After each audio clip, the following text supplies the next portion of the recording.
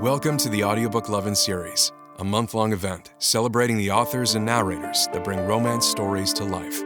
Listen along as Viviana, Enchantress of Books, interviews your favorite writers and voices, share special guest posts, and stay tuned for some special information at the conclusion of the episode.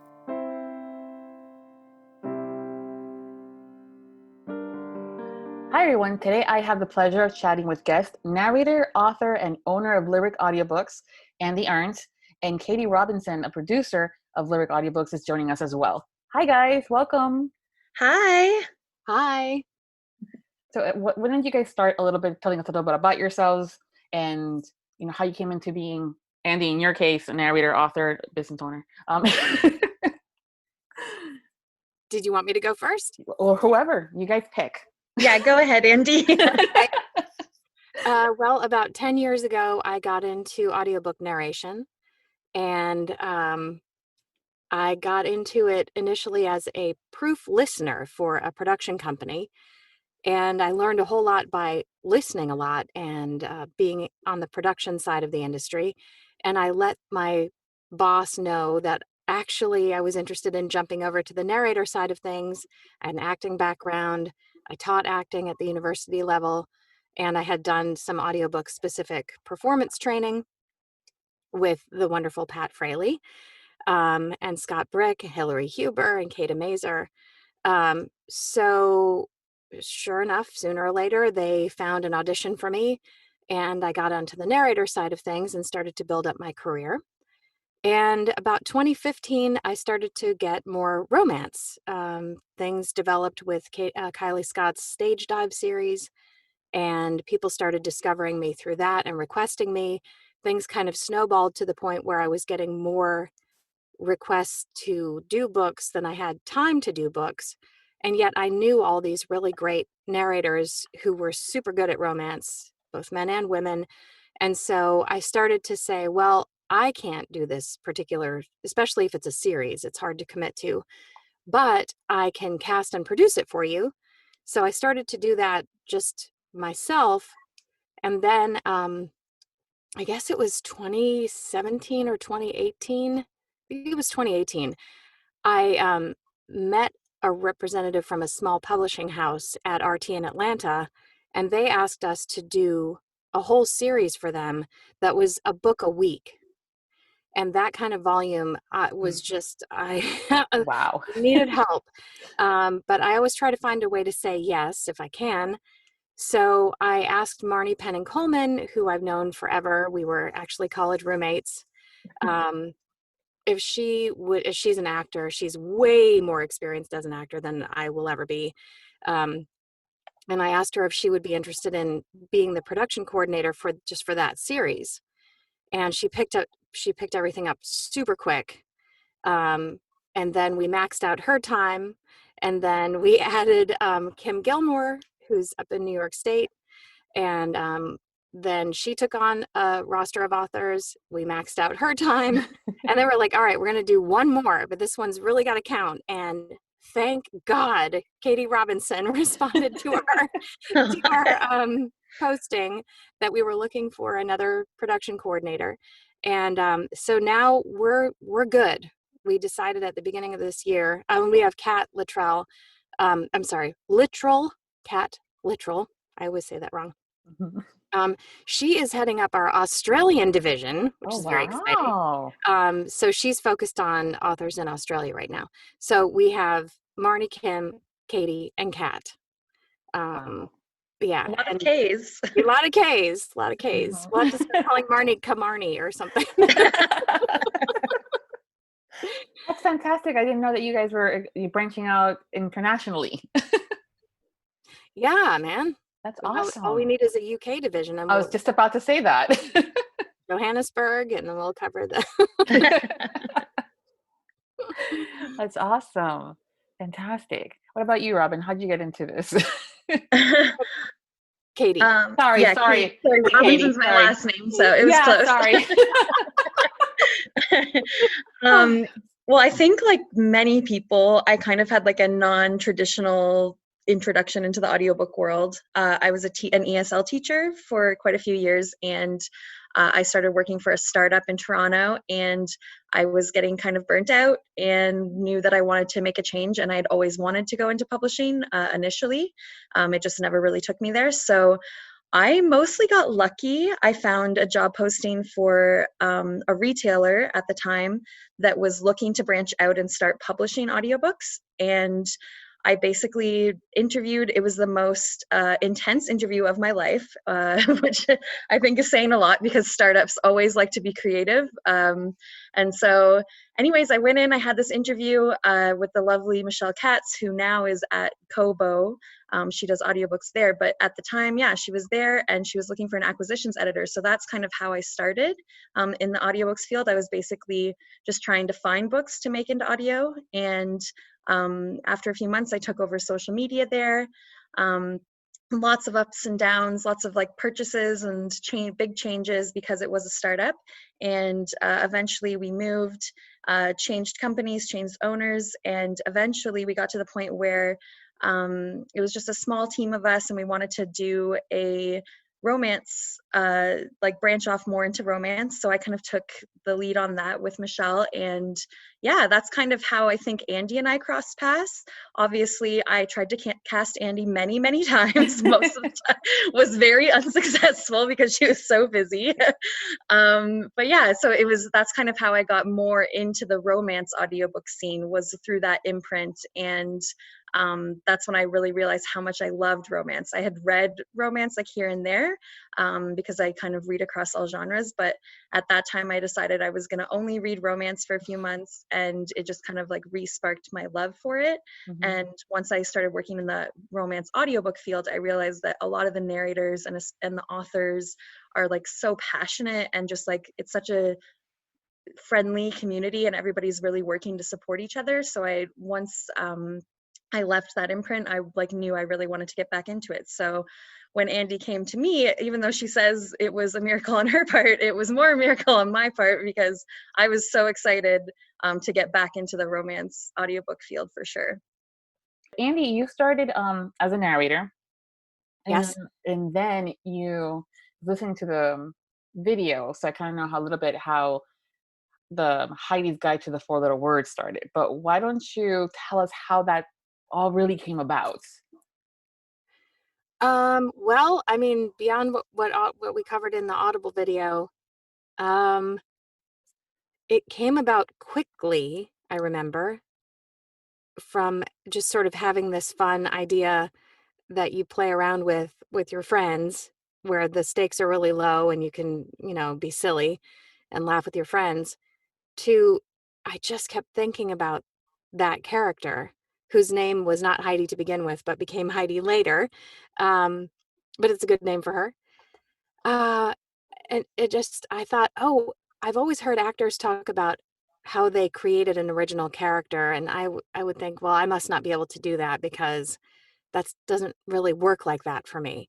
But I realized that the fact that I kept thinking about this fictitious woman and this fictitious scenario, and the disconnect between her accent and level of comfort with that material, and the very frank, right there nature of an explicit love scene, it just made me laugh. And so then I found out at that Apolycon that it made other people laugh too.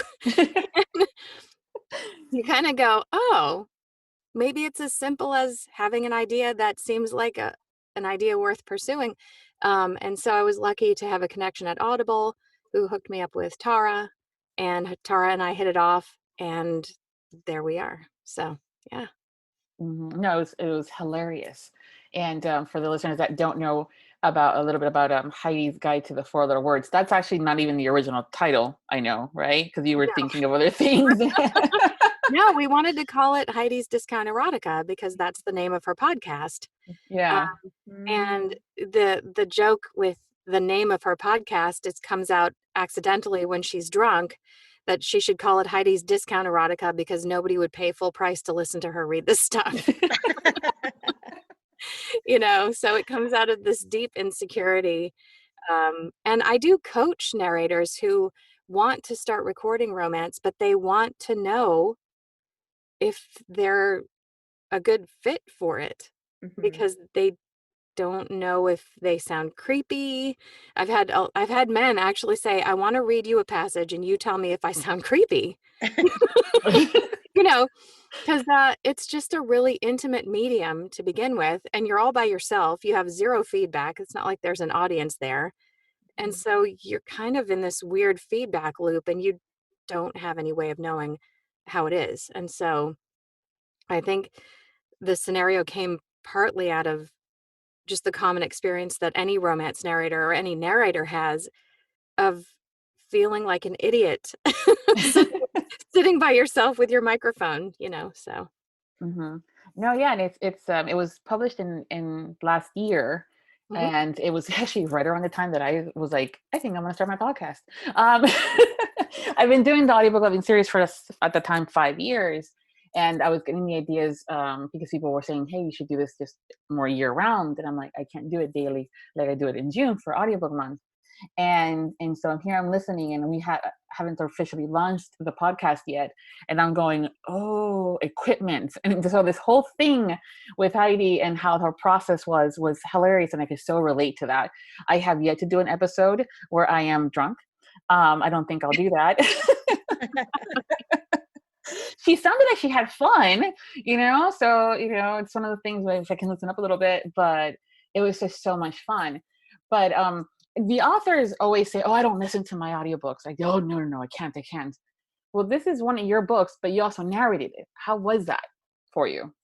Well, I was talking to another narrator who is working on a book, and I got to co-narrate it as her best friend. So that was just like amazing because we get along really well in real life. And she said, "What was it like when you recorded Heidi?" And I said, "The weirdest thing was finishing finishing it because with a regular audiobook project, I find out about it. It's on my calendar. I'm doing a book a week or more sometimes, or like 11 books this month. Um, and so then I prepare the book, I record the book, I get the corrections, the book's done, I'm on to the next book.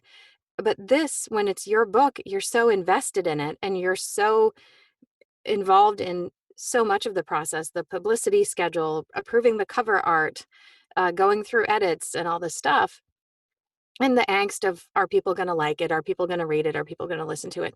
So after all that, we get ready, we have this party on this great rooftop in Minneapolis overlooking this lake, and you know the next day I go into the studio for day 2. I think it took 2.5 days to record it. Day 3, halfway through a normal studio day, we finished, and I remember looking out at the engineer and saying, is that it? Mm. Like, that's it, we're done? And they're like, yeah. It's like, isn't there something else we should be doing? I didn't want, I felt like you feel when you do a play in school and you finish the last performance and the curtain closes and you're like, wow, I'm never going to do that play again. It's kind of sad. So, um, and then it's the only book of mine that I've narrated that I actually listened to all the way through. Wow. And at times I forgot it was me, and that was weird. But I listened to the whole thing all the way through when we had the pre-release access to it, and that was I actually enjoyed it. I enjoyed listening to it. Normally, I don't enjoy listening to my stuff, but working with Tara, it was mine, but it wasn't mine because she had so much to do with the connective tissue of how the story unfolded. Mhm. There would be no Heidi's Guide to Four-Letter Words without Tara. Yeah, I always find it fascinating when a book is written, like co-written. It's like sometimes the dynamics of how they do things, but still when you get the final product, it all makes sense. And I'm like, there's two different people writing this thing. Did Yeah. you focus on a particular side of the story versus what she was focusing on, or was it like all over the place with each other? Um, I did a lot of the podcasts, and I did it improvised here in my booth where I'm talking to you. And she would kind of write, okay, here's what's going on in the actual Heidi story. And now we need another podcast. And so knowing what I would know about the stage of the story, what are her concerns, how many times has she done this podcast now, what's going on, I would go into the booth, get myself into that sort of too much to drink, loose-tongued, whatever, and send Tara a bunch of raw material. And sometimes she basically transcribed it, and sometimes she elaborated on it. The ABC podcast was completely improvised. And I don't know that she did a whole lot to that particular part. And then there's a scene in, she and Brent are coming home from a date and they're in the garage in his truck. And she says all this stuff about being cute, being called cute. Mm-hmm. And I wrote that section. I get that a lot too. Like, oh yeah, you're cute. I'm like, hey. Yeah. I hope that resonated with a lot of people. Yeah. I think it did. I think this book was, what I loved about it was the character didn't change in a lot of romance. I mean, again, I love romance. I'm not, going anything negative about it. But it always seems like there's this huge transformation for the guy to realize that, oh my God, she is hot. And usually you just take off the glasses. And as a girl that wears glasses, that doesn't work. I've tried.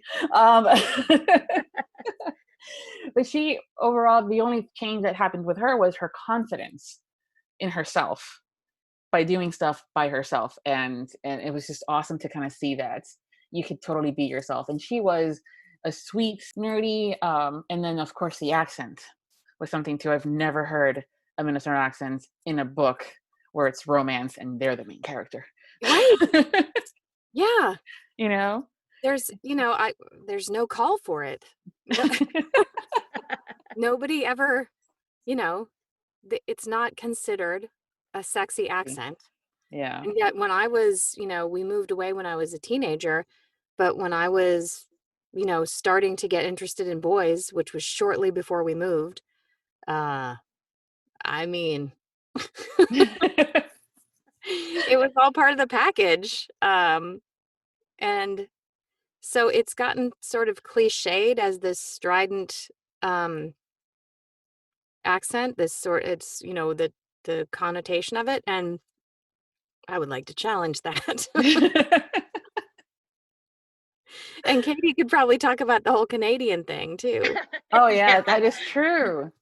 That's the next accent you have to take on, Andy. Make sexy. Justin Trudeau's trying his best, but hey, speaking of handsome. Yeah. Yeah, well, that's actually a great book idea, having a series based on the accents, But it was, I loved it. Again, part of it was the dynamics and then the heroine, and also again the accent. One of our neighbors is from the Midwest, and sometimes I hear something slightly like that. So I'm like, oh, okay, now I got it. Don't you know? And things. But those sayings, I always love those sayings when it's specifically to a culture or an area where people live. It's always fascinating to me. And I know that it was don't you know, what was that? Oofta was the other one? Yeah, Oofta, yeah. That would have been good for me when I was younger and learning curse words instead of doing Yeah. My mom would have been much happier with me going oofta than some of the other colorful things that would come out of my mouth. Well, and my grandparents' generation had a lot more of those sort of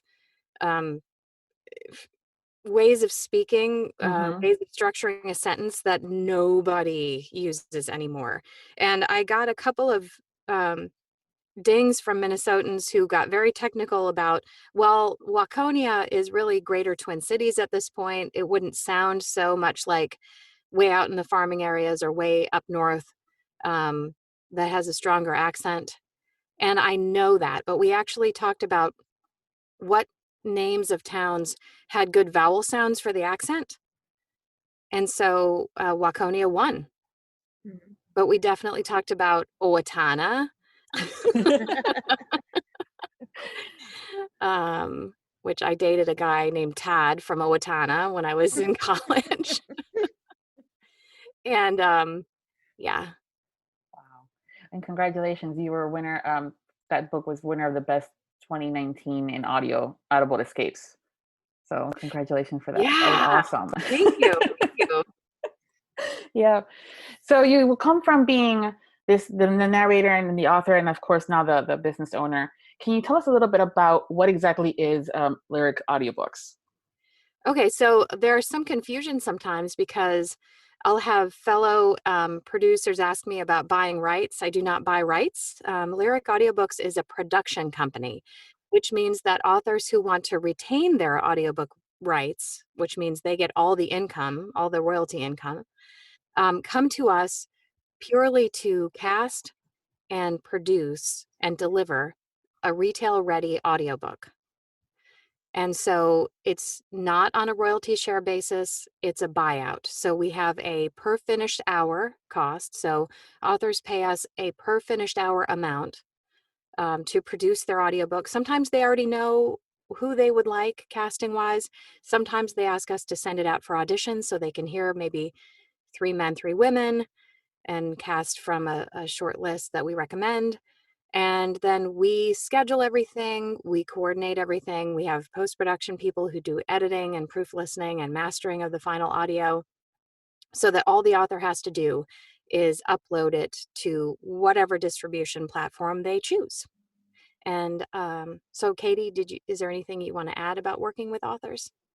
I mean, not really. Like, that really covers it. I guess basically, as a producer for Lyric, our job is just to make the life of the author, as far as audiobooks go, as easy as possible. So if there's any hiccups or, yeah, if we're having trouble casting someone, it's like we take on that burden. We don't put it on the author, and hopefully that just makes it seem as though for them, everything is going super easily and smoothly so that, you know, they receive their audio when they need to, they upload it, and that's it.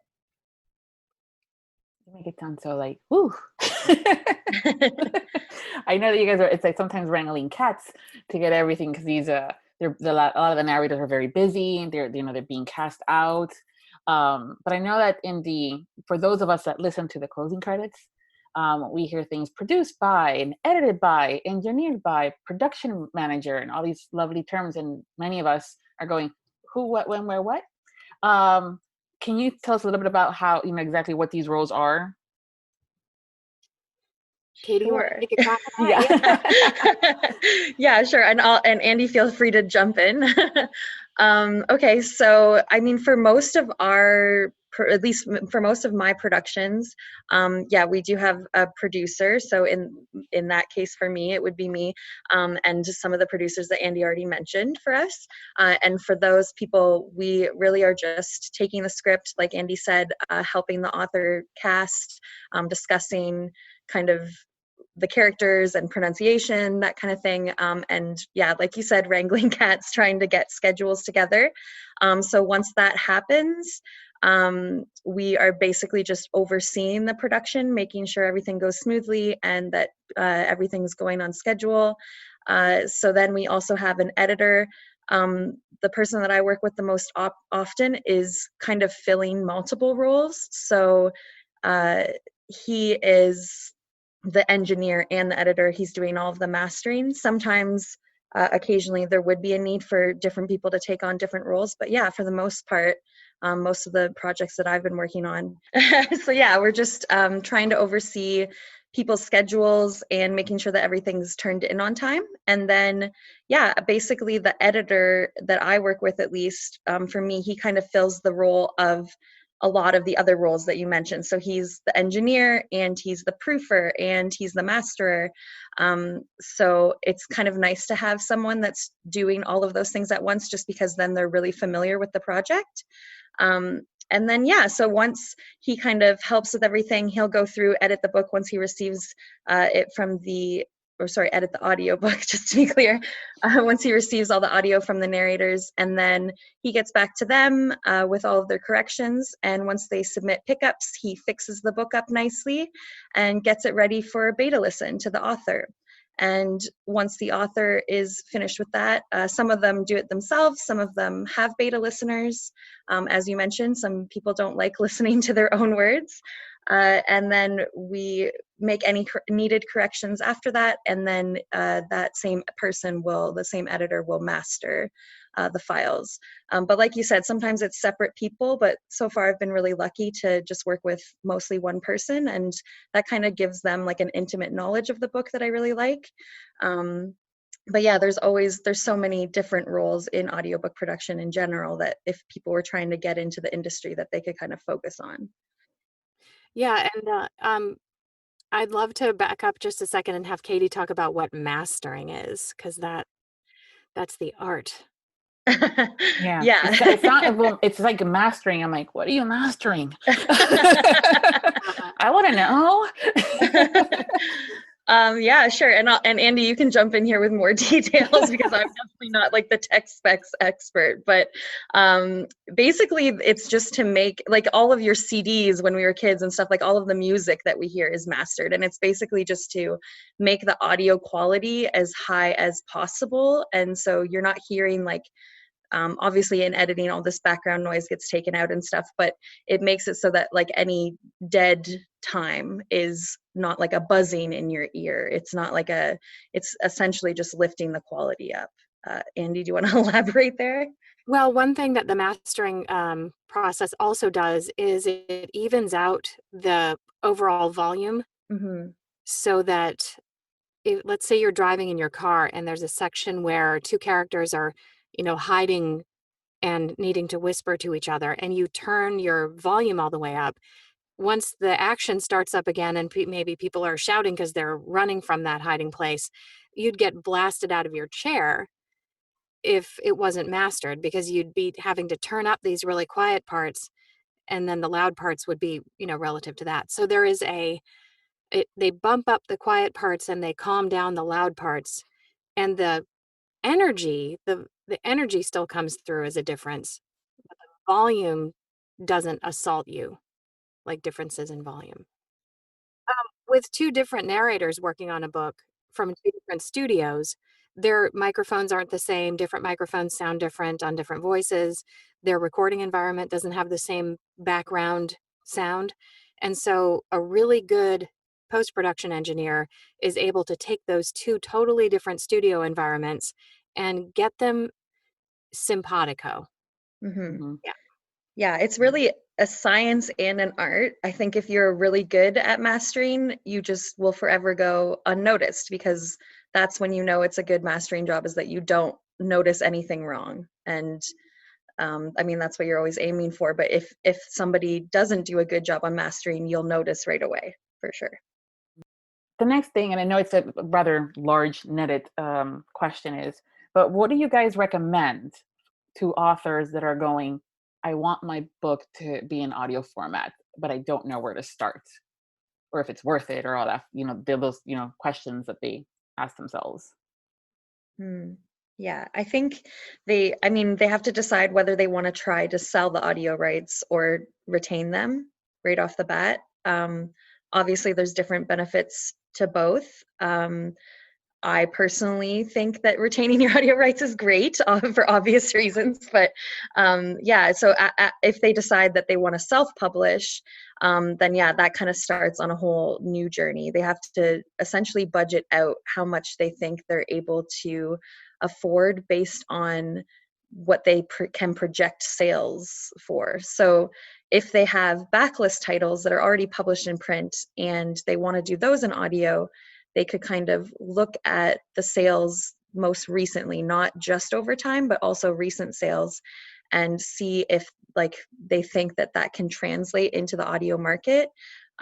Typically, new releases are what do the best, just because, when something goes up in an Amazon ranking, like a new release, that also helps with the audiobook. So if you can kind of use your new releases to build an audience in the audio format, then that's kind of usually when it's a good time to go back and do backlist. If you're starting with backlist, then I would think that you would want to do a lot to market towards audio listeners, for sure. I'll let Andi jump in here as well, because I know she has lots of thoughts on this. Yeah, I've actually told authors not to go into audio as a self-production thing because their sales numbers just, I mean, I personally have put money into things that I thought were going to do well because I was interested in them. My Nashville's titles, for example, I did a series of memoirs that had to do with people trying to make it in the music industry. And I found it so interesting. I love the whole salmon swimming upstream aspect of any competitive creative industry. And we put so much resources and time and care into these books. And I will never make that money back. So I know what it's like to be so excited about something and invest in it. And the people who listen to it love it, these Nashville titles, but they're not going to make back their investment. And the idea, ideally, is to make a profit for the author. Um, and I've had authors, want to get into audio because they've heard that they should, Mm-hmm. but they share their sales data with me, and or they'll say, I'm in the middle of writing my first book. Yeah. When I'm finished writing my first book, will you narrate it? And again, it's the most expensive thing that most authors, it's, as part of a new book release, their audiobook is probably going to be their biggest investment. Yep. Mm-hmm. And you really don't want someone to have a bad experience, because then they take it as, well, audio is not a good idea. And that's not true. You need your audience to be built up so Mm-hmm. that they're ready and waiting and hungry for your audiobook. Julia Kent's Random series is just now coming into audio after years of her reading fans saying, when is this going to be an audio? When is this going to be an audio? And we just produced the first two in that series for her with Katie producing. Mm-hmm. And yeah, people are loving it, and it was worth the wait. So I would say to an author who's been hearing, you must get into audio, just hold up. Make sure that your sales figures and the size of your audience are going to make a good outcome for you. Yeah. What about when someone says to you guys, oh, we want like Andi to do it, or we want, Sebastian York or Zachary Weber, and I can go on and on and on because I love these narrators. Do you kind of try to figure out more about the character versus who's narrating it when you go to that process? Definitely, especially for certain narrators. Like there's just certain characters that I know, like Sebastian York, for instance, is really strong with, and that he really likes to narrate. So if it kind of falls into that category, then I'm a lot more like, okay, yes, let's like approach him right away and see what his schedule is like. But if it's something that I think it just isn't, like if it was like a 19-year-old boy who's falling in love, I probably wouldn't suggest him to cast. And because I don't think he would like be as attuned to that character either. But if they really have their heart set on someone, of course we'll always talk to the narrator. But my go-to is just to provide like as many options as possible. So if they say, okay, I really want this one narrator, I can say, okay, here are 3 others that also sound a lot like him that might be a bit better, or I can also just talk to him instead.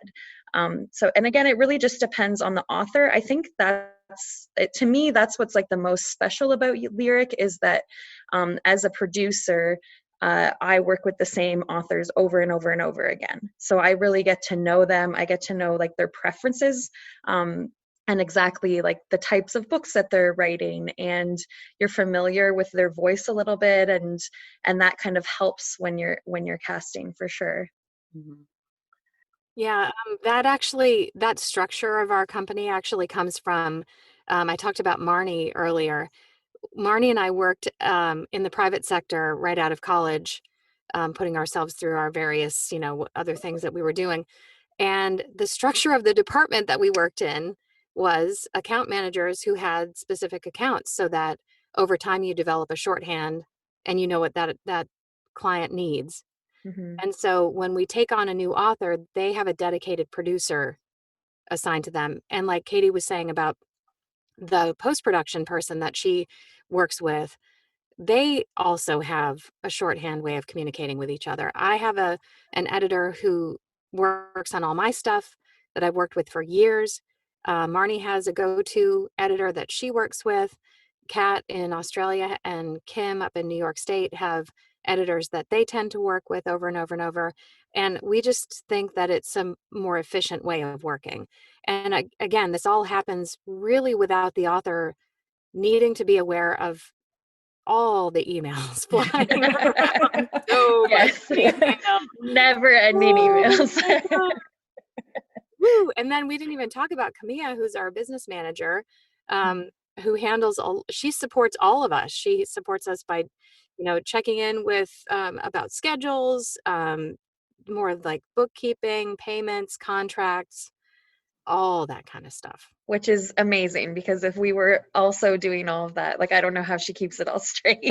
Yeah, she's great. She's great. Yeah, I had the pleasure of meeting her last year at a PolyCon. She was awesome. I loved her. Yeah, and this year we took her to the Audis. Yes.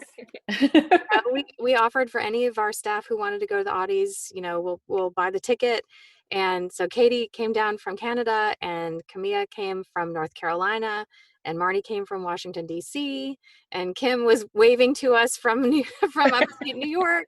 But yeah, it was really great. You don't see a lot of support staff going to the Audis. And I just really felt strongly that if you're going to do the boring parts, a batch of contracts and all that stuff, then you should get to go to the big party. I love your thinking. So I love that you have that mindset. I wish more people did. And she had the best dress. Oh, she did. Oh my gosh. I'm still thinking about it. It was so gorgeous.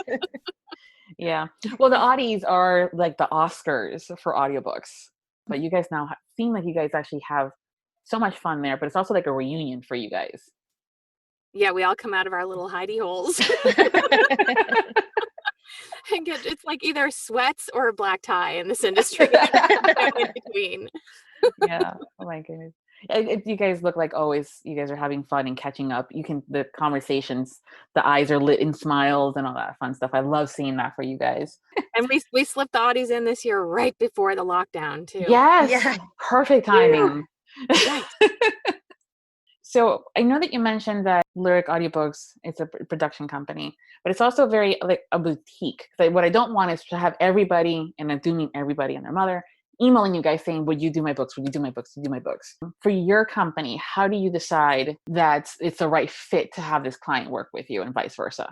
Yeah. So I think we do get a lot of author referrals. So authors that we already work with, sometimes they have like a friend that they either have gone on a writing retreat with, or that they help out with just like author questions, that kind of thing. If they've worked with them quite a bit and they have kind of like almost like a reference, they'll like send their information and say, I think this person really wants to get into audio. So we do take those into serious consideration, just because I think most of our authors really know how much goes into production. They know obviously the budget, so they wouldn't hopefully recommend someone unless they thought like they were ready to do it. So that's something that we do. When we're just considering, I think like Andi mentioned earlier, we don't want to take on anyone that we don't think is ready. So if they, that just includes asking them questions about their sales. And if we don't think that it seems like they're just financially ready, that's something that we're willing to be like really open and honest about, because we don't want anyone to like regret their experience with us or regret going into audio altogether. So it's really just kind of taking time to consider everyone that asks. The fact that you're taking into consideration what the audience is, and you're taking the time to talk to the authors is just phenomenal. And that's again something that's not found everywhere. And so the fact that you guys do it is fantastic. So I appreciate that as a listener. And something that comes in a little bit, like for me personally, is like I was an acquisition editor for 3 years. So like looking at author sales ranks and kind of determining whether they are the right fit for audio is something that my brain just automatically does now. So I think when I'm like kind of looking at that, it's like a bit easier for me to kind of make that jump, if that makes sense. So like, I don't know, I guess it would be hard for me to like lie to them, you know, and say like, yeah, you should do it. That's a great idea. Like it just it would feel very unnatural for sure. Yeah, and we know too that our authors travel in friend groups. They co-promote one another's work. Mm-hmm. They enjoy hanging out with each other at author events. They are each other's sounding board. And we know that they are in author-only groups talking about this stuff that we are not privy to or invited to. And the last thing we want is for somebody to have a bad experience and go into one of those author-only social milieus and say, oh my God, don't ever work with any, particular production company because, they had a bad experience. Mhm. Um, it's all about relationships. And so we are fortunate to be working for the best-selling authors in the contemporary romance space right now. Um, and we're good. Like we are maxed out pretty much as far as the producers that we have right now. Um, and so we're very, very careful to just make sure that we're taking on additional authors um, who are a super good fit for us. Yeah. Yeah, especially because you also don't want to overwhelm the client list and then not have that individual touch with each of the clients that they've come Exactly. to Yeah. love about being able to work with you, is that trust that is built in the relationship because of how you have things aligned. Yeah. Once we maxed out our second producer's time and we knew that we were going to take on one more, but we also knew um the investment in that person, the onboarding, the training, the getting to know you phase. There are just things that you need to get to know about how we work, the production cycle that we work on, and our systems and who does what and all this stuff. Um, my feeling was, let's make this decision right the first time and really find somebody who, and like Katie is not trying to be a narrator and a producer. Mm-hmm. So Marnie's narration career is just taking off like a rocket. She's starting to work for Big Five publishers already, because she has the acting ability that, I knew it was just a matter of time before people discovered her and she got very busy as a narrator, which is happening, which is super exciting. But that means that we're not going to add authors to her roster. And Kim has another professional area that she focuses on. And so she let us know, hey, I can't responsibly take on more than I have right now. So when we found Katie, I knew that Katie had run her own kind of label, so to speak, and had done all of this great, like her Instagram rocked when she had that company. And so I already knew about her from that. And it just seemed like here's somebody who's ready to really do this, like full on, full time. Give it to me. I'm ready. Super organized, super professional, friendly, fit with the culture of what we're trying to do. So at the beginning of this year, I just I think it was our first team meeting of 2020. I just said, if it's all the same to you guys, the four of us plus Kat in Australia, I think we're good. Like, let's just hold. Mm-hmm. um, yeah, because that whole, every time you grow, it just takes a little bit of energy away from the whole thing to make sure that you get that new component, whatever, whether it's the bookkeeper I hired a couple years ago or Camilla or whatever. Before it's easier, it's harder. Mm-hmm. Mhm. Do you guys actually have a roster of narrators? We don't have like an official roster like some of the big publishing houses have, but we just have basically an ongoing list that we can all pull from, and it just has like contact information, things to just make it easier for us. when casting. And yeah, as we kind of discover new narrators or get requests for them, we add them to that list so that other producers can find them. And yeah, like occasionally we'll get requests where it's somebody we haven't worked with before. And personally, I always find that really exciting because it's kind of nice to see the romance taste, I guess, growing, because you do see a lot of I think if every single one of my authors, if they could, they would love to cast Andi for everything. Yeah. But it is nice to see kind of up and coming voices as well. Oh yeah. Yeah. It's always I always say when they oh, who do you think? I'm like, well, Andi would be awesome in this role, but Andi's booked until the year 2045, I think, at this point. Yeah, I don't actually let myself get booked that far out anymore. I used to, and that wasn't good. Yeah, no. But yeah, as far as the roster thing goes, one of my favorite things is when an author says, "Hey, I really like, so and so, but I can't find them. I can't find them on the web. I can't, how do you Yes. find it?" I like to put my private investigator hat on. Yeah. I'm gonna second that. It is really fun, and especially once you actually figure out who they are and you get a hold of them. It's really rewarding feeling. Yeah, that is awesome though. I've had similar, instances for the podcast and for the series where I'm going, I love that voice, and they have no social, they have nothing. Thankfully, I'm able to go with my contacts, with you, it being you guys and Audible or Cantor, and I say, hey, can you just let them know that I would like to, and if they're okay with them having my, they can call me or or email me, or I can get the info. And yeah, but that's a perfect way of describing it, Andi, about putting your sleuth hat on.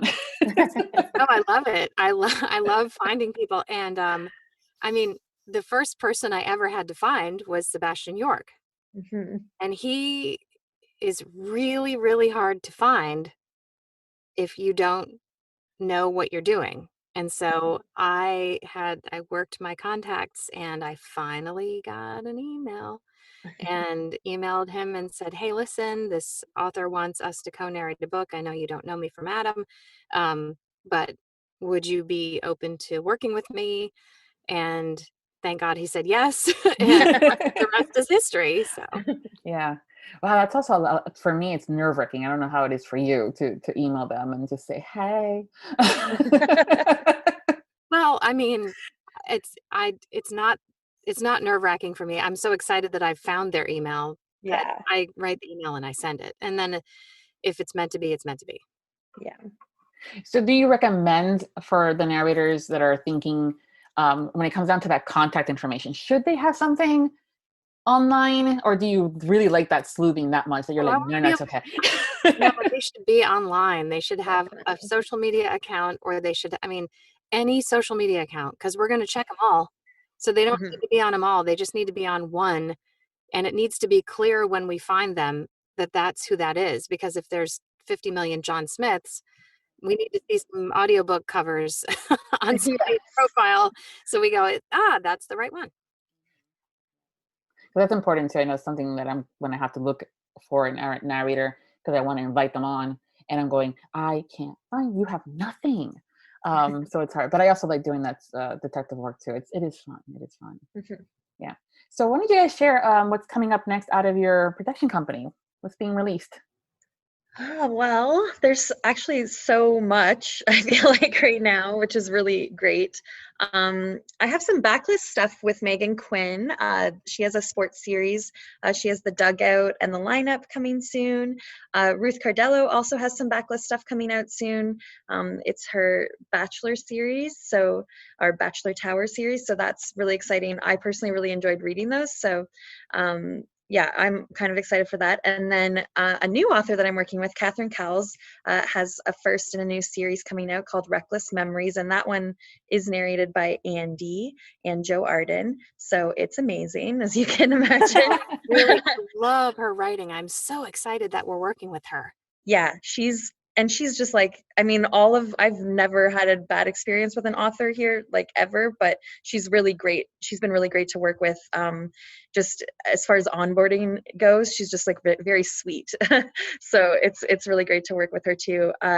Kendall Ryan basically always has new books coming out. She's like a magician. She's amazing, but she has a new one coming out called The Dare. That's also with Andi narrating and Tim Page, which I believe this is their first book together. Yes, it is. Yes, it is. He was so excited. He was so excited. And it sounds really great. Like Kendall was excited listening to it. I was excited listening to it. So I think that one is gonna be really exciting for everyone. And then I also have a Skye Warren book coming out soon, also backlist. It's called Audition, and that will be out pretty soon. There's been a little bit of holdups just across the board, not necessarily for her, but across the board. I think with everything that's going on in the world right now, just I know ACX has had a few delays, so I don't want to give any specific dates for anyone, but those are some things to keep an eye out for, and many more to come as well. Yeah, you guys do a phenomenal job with posting on your social media what is coming out, when we have like pre-order links, and what has come out too. So that's Ashley. So that's another thing that we have had for about 2 years now. I made a connection actually locally to where I live with somebody who has an MBA in marketing and has her own firm. And so she works with us solely dedicated to our social media. And it's not something that we charge our authors for. It's a way that we can provide added value for being their production company. And she is all over it. Yeah. That's great. So Andi, you want to share anything, or can you share anything that's coming out for you? Yeah. Well, in our production calendar, I'm looking at May, and starting on Monday, the 27th here, we've got My Favorite Souvenir, which is the new Keelan Ward release with me and Sebastian York. And the Tuesdays, every single Tuesday for the next 1, 2, 3, 4, 5, 6, every Tuesday. Every Tuesday for months in the future, we have releases coming out. Big Ben, the new Nana Malone, is coming out next Tuesday, the 28th. And then Impossible Bachelor is the Ruth Cardillo one, right, Katie? Yes, yeah. And then the following week, May 12th, is Undeniable Bachelor. And May 12th is insane. We have 5 releases coming out May 12th. So we should have a big party. Yeah. Release party. Seriously. Yeah. There's a new Sawyer Bennett book coming out that day, Wild. And there's one called Kissing Galileo by Penny Reed. That's going to be coming out because Penny Reed's working with us now. Yeah. So that's why we need a social media person, because again, I think the Kissing Galileo one is actually delayed because is it? Yeah, just because of some pandemic narrator schedules. Yeah. But that one I've read that book, and I'm like one of the fans that is like, I can't wait for this to come out in audio. So but there is another one that's going to be coming soon. I'm not sure if she's announced the narrator, so I don't want to say anything, but I'm very excited for one of her books to be released soon. I'll just vaguely say that. Yeah. I love that you're at heart, you're a listener. You're just like me. That giddy. I'm like, oh my God, I can't wait. That's fantastic. Yeah. I still get excited on release days for all of our authors because I know what it is and especially making it full circle with the Heidi thing. Going through release day as an author was an eye-opening experience. So it's just like, I know it's a huge day for them. And so I want to make sure that the social media is in place and we're, reposting and boosting and commenting and saying woohoo and the whole thing. Yeah, it's great. It's also, like I said, it's just that energy is so fantastic. And again, to have it be still that passion be there, it's so much fun. And I see that from you guys. It's awesome. That's awesome. Well, thank you, Andi and Katie, for being guests for this year's Audiobook Lovin Series. I greatly appreciate your time. Yeah, thanks so much for having us. Absolutely. Thank you, Andi. Thank you, Viviana. Thank you for joining us in the Audiobook Lovin Series, hosted by Viviana, Enchantress of Books. We hope you have enjoyed this episode, as well as the series. We've included audio samples of our guests' work within the post for you to check out. Please make sure to visit the main page, linked within the post, to learn more about the series, the authors, and the narrators. Please consider leaving a review wherever you listen to the series if you enjoyed today's episode. Make sure to follow us on our social media platforms and subscribe to the Viviana Enchantress of Books newsletter. Until next time, happy listening. Audiobook Lovin hopes you've enjoyed this program.